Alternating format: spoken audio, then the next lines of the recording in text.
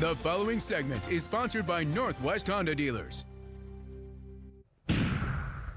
Since last February, 5 students in the Salem-Keizer School District have taken their lives. And 2 of them we're going to show you right here. The young men on your screen. All these losses have devastated the community. But one family is turning pain into progress. K2's Genevieve Rayom introduces us to the McMahons and shares how they're working to make sure their son isn't forgotten, but rather remembered as the motivation for change.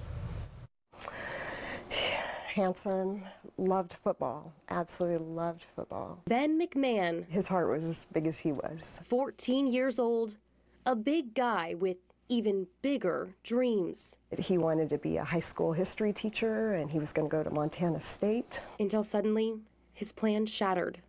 Ben took his life in September, shortly after starting freshman year at Sprague High School. He was talking about the future. The McMahons, holding on to each other tightly, say there were no signs. I know this is incredibly challenging to share your story. Why do you guys feel it is so important? Because this is the most painful thing, and I don't want anybody else to ever have to go through this pain again. Nothing will bring Ben back. Nothing I can do.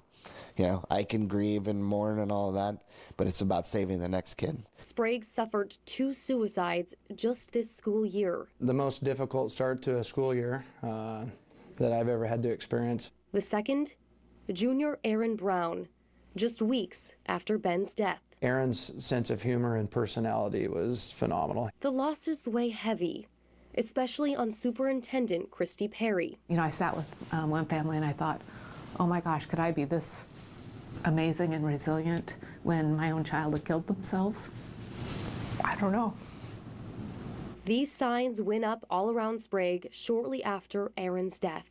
According to Salem Health, between 2016 and 2017, the number of kids aged 9 to 24 seen at the hospital for suicidal ideations increased 53%, from 249 to 380. The McMahons now tell families to question more. How they're feeling, what's going on, what routines are maybe out of the ordinary. They say they've saved 1 life so far. A parent listened to their advice and was able to step in before it was too late. Ben's death is not in vain. You know, it's okay. We're going to take this horrible, awful event in our lives and try to do something positive with it.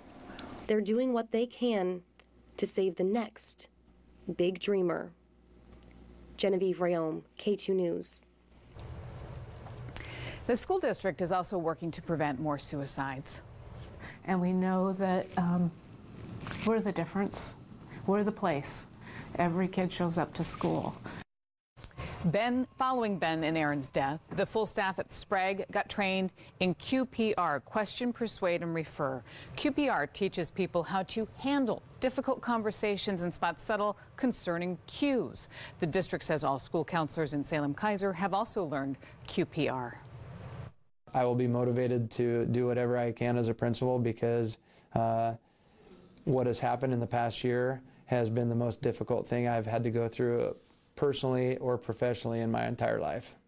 This year, the district also added a suicide prevention position to the staff, and within the last 2 years, it started allowing outside counselors into some of the schools to hold therapy sessions for kids on Oregon Health Plan.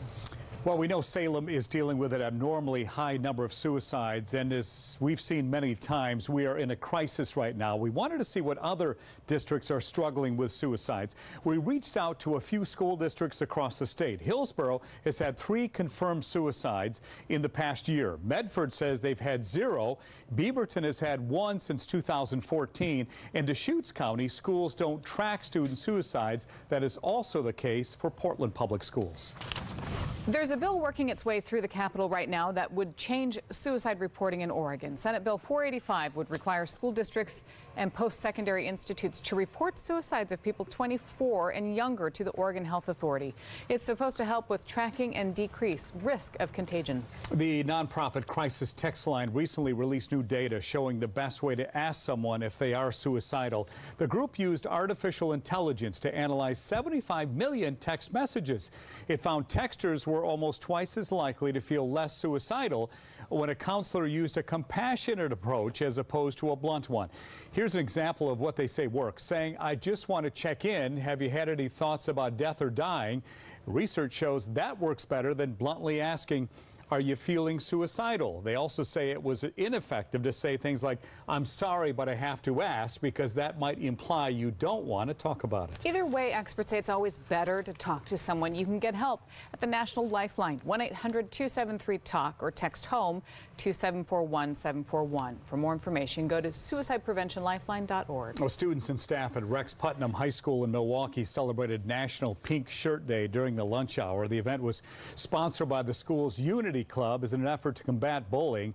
The goal was to have everybody wear pink to spread kindness and to spread the word about cyberbullying and bullying in high schools.